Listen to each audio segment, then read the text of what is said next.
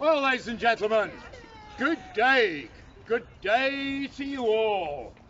Welcome to Markeaton, the settlement of Majorca, the Anglo-Saxon lord who gave his name to it. Now, my name is Tyrkir, the son of Tyrkir, a good Viking name. And of course, we're here in Derby, another Viking name, which it was given in the age of King Alfred in the 9th century AD. And as I'm sure you all know, this country was invaded and conquered in the year of 1066. That's when William, Duke of Normandy, arrived with his army and conquered the whole country. And well, here in Derbyshire, the Normans ruled with an iron fist. And up in North Derbyshire, in a place called Castleton, that's where the son of William, who was also named William Peveril, he had his castle there. And not too far away, there's a great cavern that for a few years polite people called the Peak Cavern, but it's now gone back to its original name, the Devil's Arse. Oh yes, this is the final story for this weekend, bringing up the rear. And well, there was a swineherd in the late 1000s AD who worked up there looking after the pigs on behalf of the Lord William Peveril.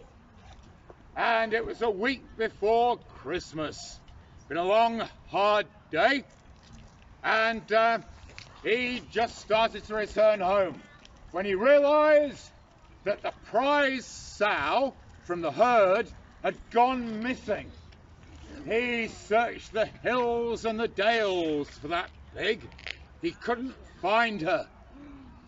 And of course this sow, well, she was expecting piglets, and he knew that the Lord William Peveril would be very displeased, and he might well be punished if he couldn't find the pig in time. So the sun was going down, and he took a lantern made of wood, rawhide, and he set off for the last place he could think of, which was the cavern, the Devil's Arse itself. And he ventured in there and clambered over great rocks, wet with mud and slime, scrambled over scree, and he splashed his way through the underground streams by the flickering light of the lantern, soaking his leather shoes and his woolen trousers. And well, after some time, he was starting to despair of finding the pig. He was about to turn round and go back home before he saw some light up ahead. And then he came out into the open air and he saw sunlight. He couldn't believe it.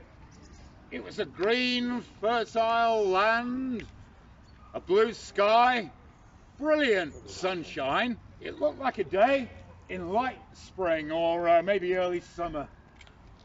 And, well, he'd never seen such a wonderful place. The birds were singing, crops growing in the fields, golden fields of waving corn and rye. And there was fruit hanging on every branch. There were gardens with vegetables and herbs. And he saw the people there. And they were all very good looking, fine, handsome men. And he couldn't help noticing some very attractive ladies. And it came to him that somehow he'd arrived in the other world, of the elves. A land, well, it exists only a step away from this one, if you know the right place to look. And he'd love to have stayed there, but he had a job to do. And he set eyes on the sow, not far away. She'd given birth to her piglets, and he rounded them all up and drove them back through the cave and back out the other side of the Devil's Arse. And there once again it was midwinter, and the stars and the moon shone overhead.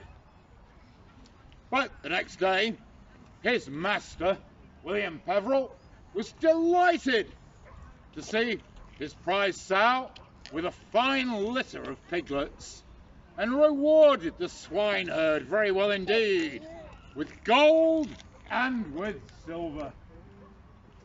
And so he had a fine Christmas, a splendid Yule, spent celebrating, feasting and drinking. And that's the end of the tale. Thank you all for listening. Thank you. Good Yule. Good Yule. Thank you. Thank you. Thank you very much, everyone. Enjoy the rest of the day.